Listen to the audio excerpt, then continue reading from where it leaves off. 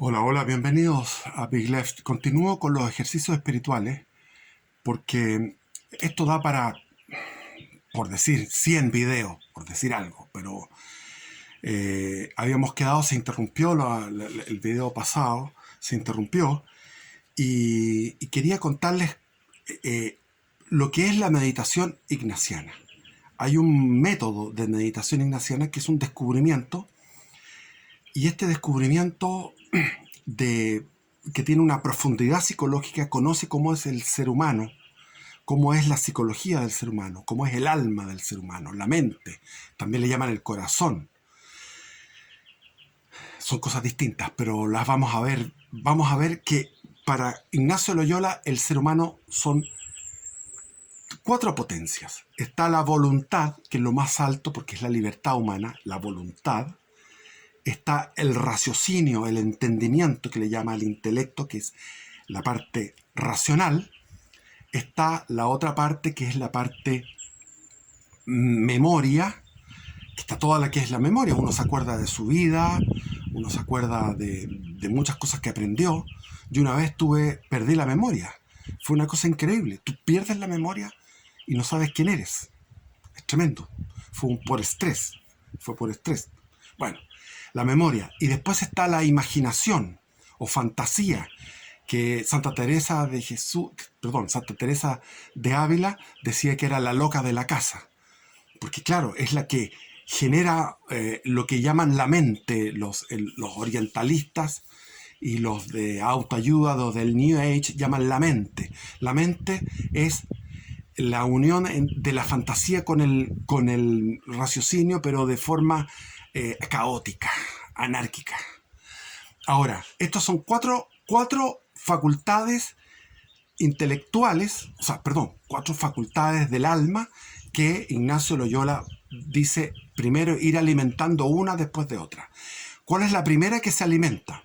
Se alimenta la memoria, porque tienes que recordar los puntos de meditación, tienes que recordar cómo se hace la meditación, que es lo que vamos a ver ahora, y después de la memoria viene la imaginación, que es lo que llama Ignacio de Loyola composición de lugar, es decir, imaginar, oler como olerías, ver como verías, por ejemplo, en la vida de Jesús, como Jesús andaba con sus discípulos cogiendo espigas en el campo. Una escena de la Palestina antigua y del Evangelio. Me impresiona, hay gente que no sabe que Palestina es un lugar, no es un estado. Entonces me dicen, tú eres partidero de los palestinos. Por Dios que es difícil hablar cuando no hay base. Palestina es el lugar físico. Entonces, cuando hice los ejercicios espirituales, lo hicimos para los candidatos a jesuitas, candidatos al sacerdocio de la vida religiosa, lo hicimos en San Pedro de Atacama en el verano del 76, cuando no habían dos pensiones de mala muerte, porque no había turismo. Entonces íbamos ahí porque era muy fácil imaginar la vida de la época de Cristo, de la época de Jesús en Palestina a través de el pueblo aymara, el pueblo que hay ahí, no sé, tiene otro, no es aymara, pero otra etnia, que es la etnia que vive ahí en San Pedro de Atacama. Entonces uno ve las ovejas, ve los cultivos, ve casas de adobe y uno tiene que imaginar. Entonces está la memoria primero, después está la imaginación, la composición del lugar. Hay se medita mucho sobre la vida de Cristo, sobre los evangelios, imaginando, como dice Ignacio de Loyola, incluso oliendo, incluso tocando, con todos los sentidos, en la imaginación, en la fantasía creadora. Y después, cuando uno ha alimentado esa facultad, la deja sosegada, la deja satisfecha, viene otra facultad que hay que alimentar, que es la del raciocinio, el intelecto, el entendimiento que llama Ignacio de Loyola. Y el entendimiento es alimentado mediante lo que es el tema profundo de la meditación.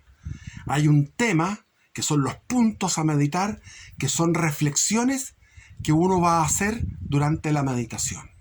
Y finalmente viene la voluntad.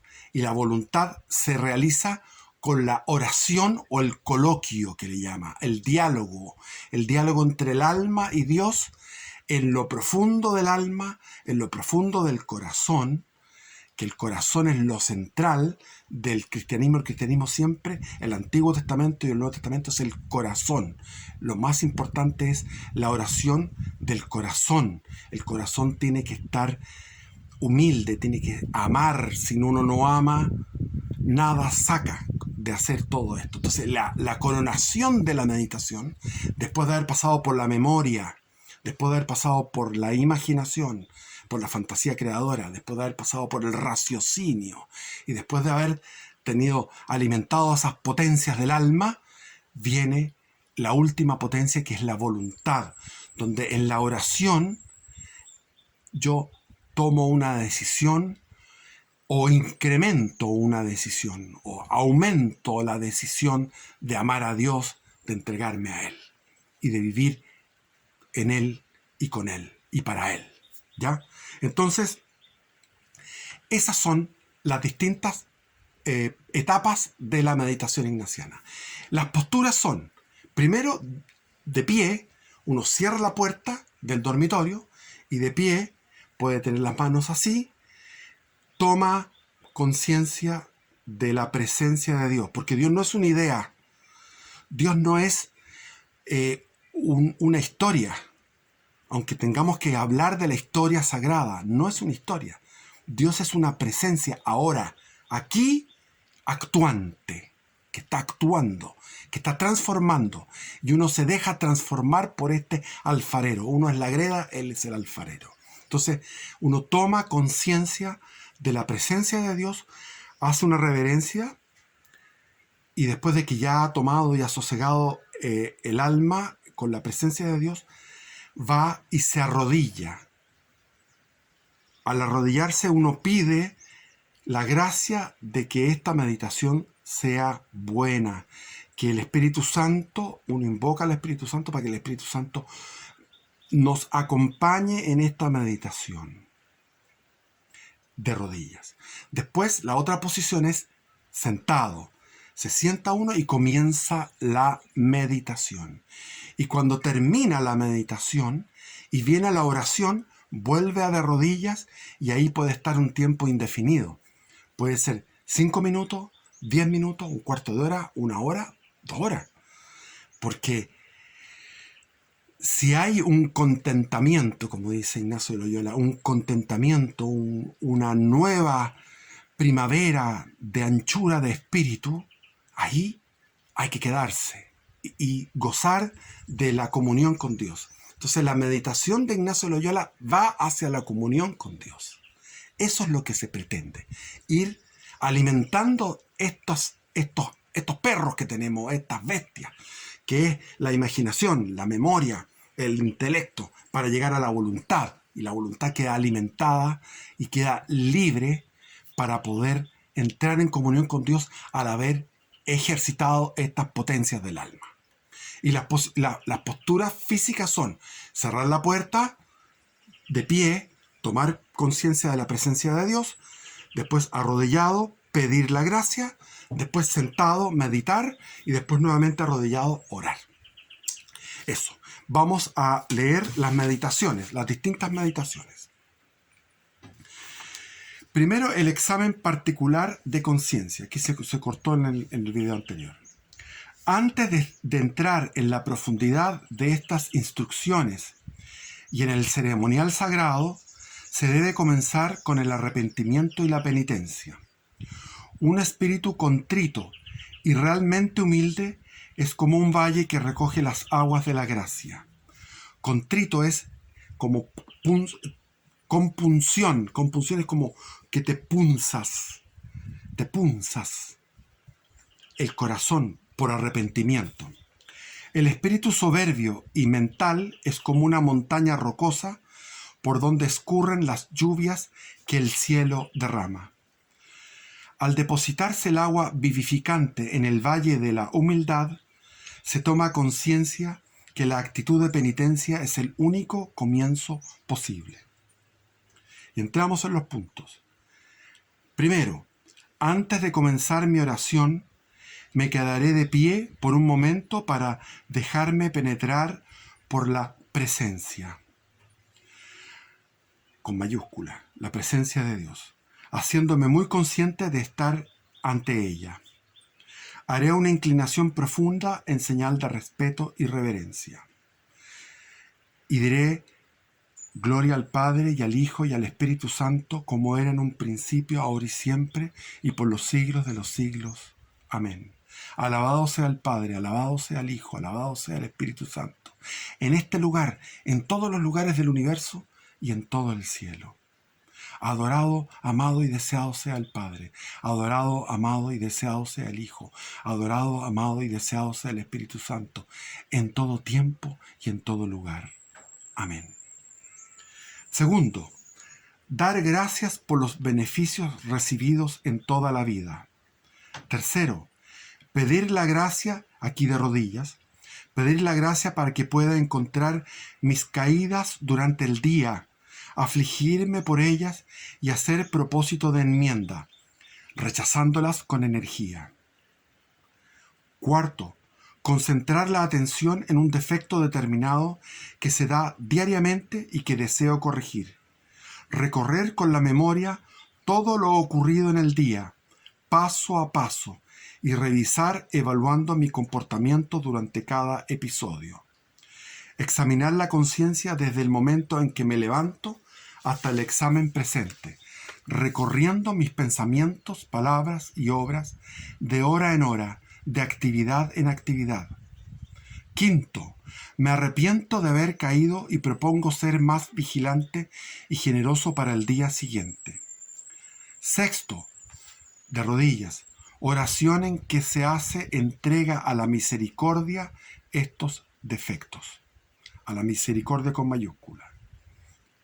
Estos episodios repetitivos, acogiéndose a la calidez y dulzura del perdón y finalizando con una oración espontánea, con un coloquio. Esto es lo que se hace en la noche. En la noche, antes de dormirme, cuando se ha terminado todo el día, se revisa el día con el examen particular de conciencia. Entonces, se revisa el día completo.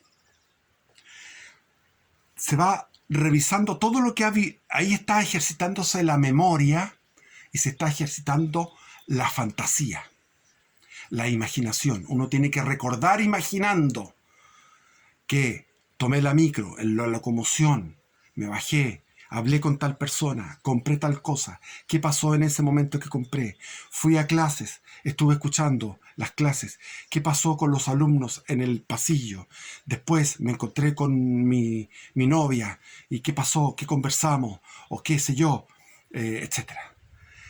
Recuerda uno que comí, estuve goloso, como siempre, ¿sí? Fui al refrigerador, comí más, sí, goloso, etc. Entonces,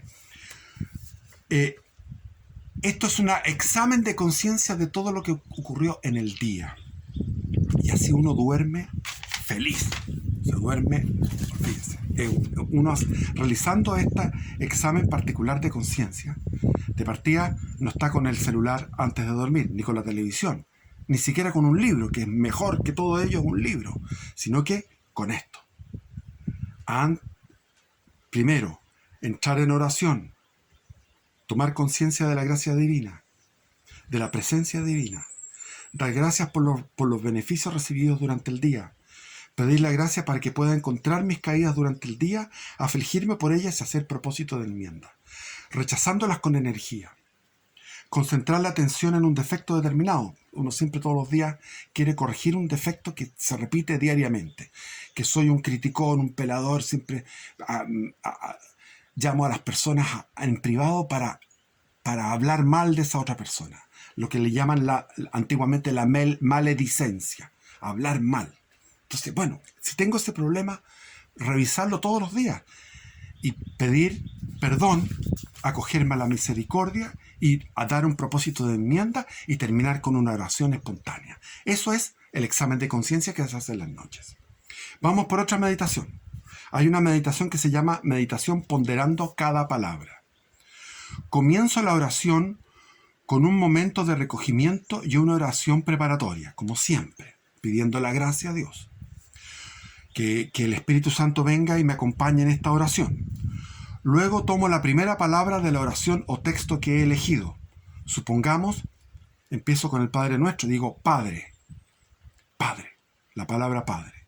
Y me detengo en todo lo que significa para mí esta palabra. Tanto tiempo cuanto encuentro en ella significaciones, comparaciones, gusto y consolación. Después paso a la palabra siguiente, nuestro. Entonces pienso lo que es nuestro, que el Padre Nuestro no es individual, somos nosotros, es Padre Nuestro, que estás en el cielo infinito, donde está tu gloria, donde tú habitas en tu gloria. Santificado sea tu nombre. ¿Qué significa eso? Podemos hablar de ello. Hay muchos comentarios. El cristianismo tiene 2000 años donde hay miles de santos comentando los textos sagrados. Me da risa los evangélicos que le echan la culpa a los católicos que no leemos la Biblia. Sí, los que más han comentado la Biblia con lujo de detalles son los santos católicos. Incluso algunos iban en sus marchas recitando los textos sagrados porque se los aprendían de memoria.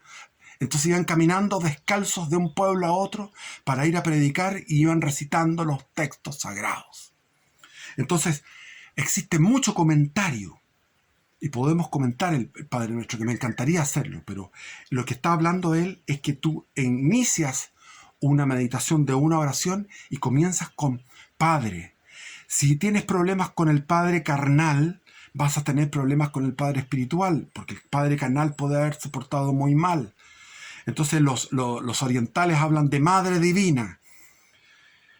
Hay una cosa ahí que es un problema, porque hay muchos que no tienen buena relación con el Padre.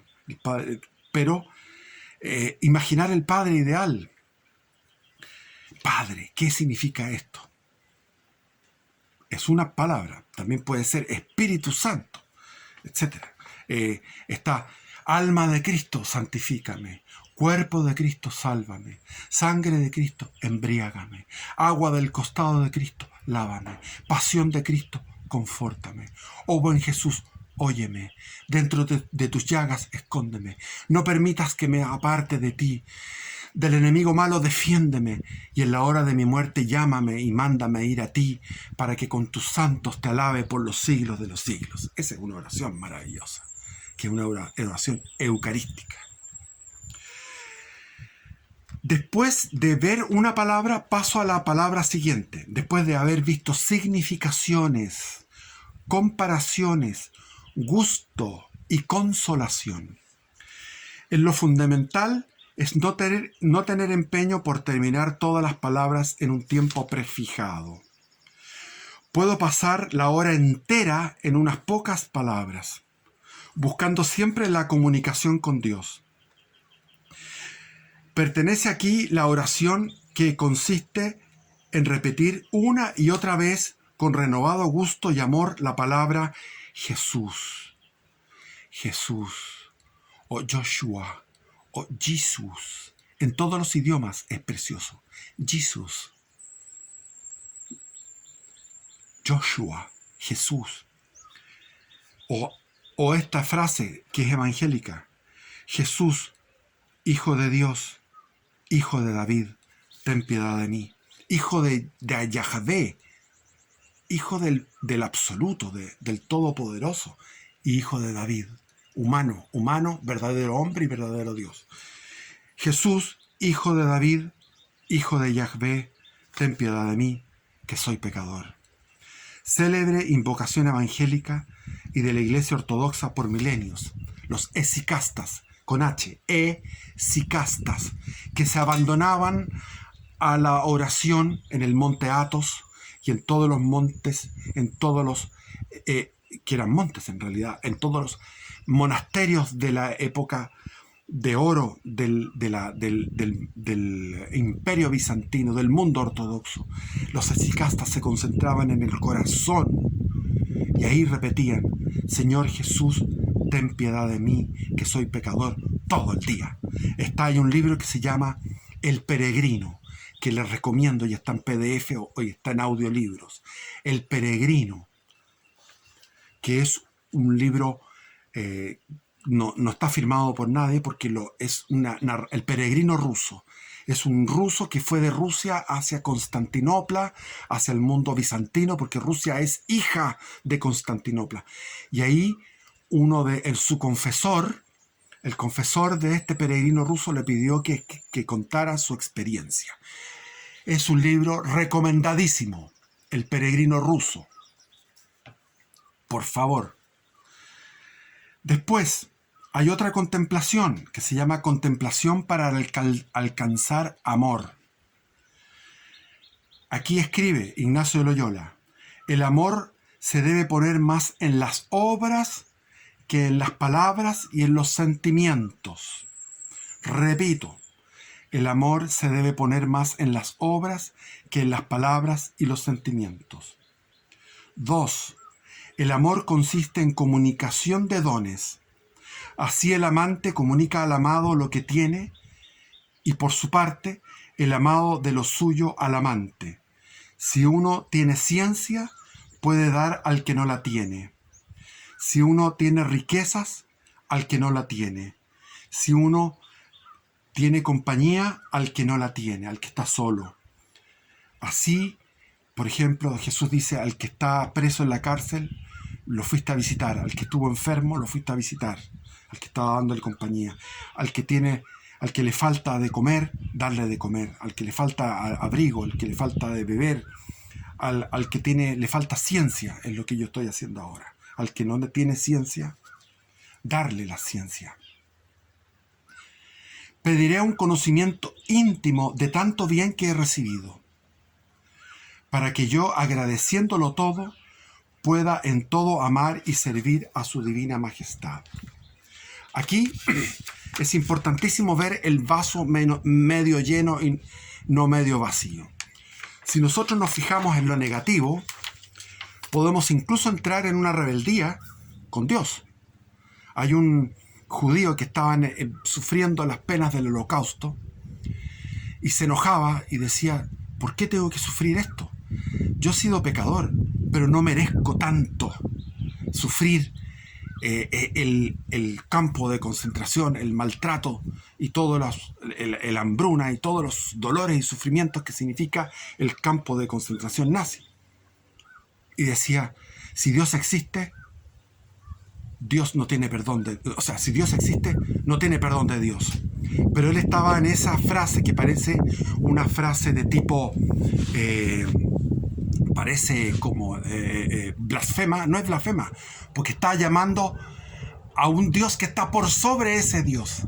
Si Dios existe, entonces Dios no tiene perdón de Dios, porque es una escala apofántica, que es lo apofántico es que tú puedes afirmar una cosa de Dios y negar esa misma cosa y afirmar lo contrario, porque Dios es más alto que eso. Entonces, si uno tiene quejidos frente a Dios, decir: esto ha sido mi vida un quejido, tiene que ver el vaso medio lleno, y el vaso medio lleno siempre va a encontrar cosas bellas en la vida.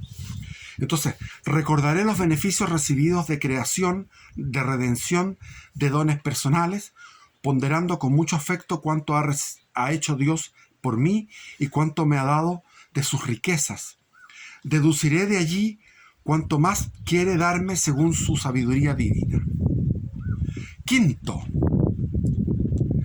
Reflejaré todo esto sobre mí, considerando lo justo que es que yo corresponda, dando de mi parte a Dios todas mis cosas y a mí mismo con ellas. Así podría yo ofrecerme con mucho afecto pidiendo. Y aquí viene la oración de Ignacio de Loyola, que es fundamental. Entonces, yo le agradezco a Dios todo lo que he recibido. Esta es la oración para alcanzar amor. Recordaré los beneficios recibidos de creación. Primero existo. De redención, es decir, Jesús se entregó por mí a una muerte de cruz para salvar y compartió los sufrimientos de la humanidad como ningún hombre ha sufrido. Porque eso es lo que dicen los médicos forenses cuando revisan la sábana santa, que es la reliquia que cubrió a Jesucristo, que la probabilidad de que no sea Jesucristo es 1 en 500 millones, una cosa así. Una probabilidad entre 500 millones en que no sea de Jesucristo esa sábana santa. Y en esa sábana está, dicen los médicos forenses, esto es el mayor sufrimiento que pueda sufrir un ser humano. Todo lo que sufrió Cristo, ningún ser humano lo ha sufrido. O sea, Dios ha sufrido y ha sido vulnerable y se ha dejado maltratar por los seres humanos a niveles impresionantes, insospechados. O sea, la película La Pasión de Mel Gibson no es la verdad, es mucho más que eso. Entonces, está el don de la creación, de creación, de que me creó Dios, el don de que me dio su vida por mí. Los dones personales, ¿qué tengo yo? Tengo dones personales que he recibido desde joven, desde niño, qué sé yo, bueno para esto, bueno para lo otro. Ponderando con mucho afecto cuánto ha hecho Dios por mí y cuánto me ha dado de sus riquezas. Deduciré de allí cuánto más quiere darme según su sabiduría divina, cuánto me quiere dar de ahora para adelante. Reflejaré todo esto sobre mí, considerando lo justo que es que yo corresponda. Es justo que yo corresponda dando de mi parte a Dios todas mis cosas y de mí mismo también con ellas, yo mismo. Y así podría ofrecerme en esta oración, que es así. Lamentablemente se puso un viento y este viento puede que no esté saliendo bien el audio y eso me carga, pero vamos a... Es una brisa exquisita, está soplando sur, de allá viene el sur. Esta es la oración. Toma, Padre Celestial, y recibe toda mi libertad, mi memoria, mi inteligencia y toda mi voluntad, todas mis posesiones. Tú me lo diste todo.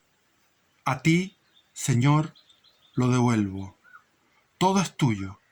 Dispón de todo según tu voluntad. Dame solamente tu gracia sobre gracia para amarte. Dame tu amor, que esto me basta. Y aquí viene una reflexión. Miraré cómo Dios habita en todos los seres vivos y se manifiesta en ellos. Cómo vegeta en las plantas. Cómo es sensorial en los animales. Cómo está presente en los 4 elementos. La tierra, el agua, el aire y el fuego. Cómo está presente en la inteligencia creativa de los seres humanos. Consideraré cómo Dios trabaja por mí, dándome ser, conservando, dando conciencia, dando sensibilidad, conservándome. Ahí lo que dicen los teólogos, que Dios está creando en todo momento, nos mantiene en creación y nos da la evolución en esta creación. La evolución, el tiempo es una obra de Dios donde estamos siendo creados. Miraré cómo los grandes seres cósmicos emanan del gran sol central, cómo descienden de sus rayos los arcángeles y los coros celestiales, y cómo más allá emergen los seres más dormidos, hasta llegar a las aves, los mamíferos, las plantas y las piedras. Y así yo también, cómo emano de Él, cómo de alguna forma soy una emanación de Dios, con múltiples conciencias, vidas, con múltiple sensibilidad, dándome.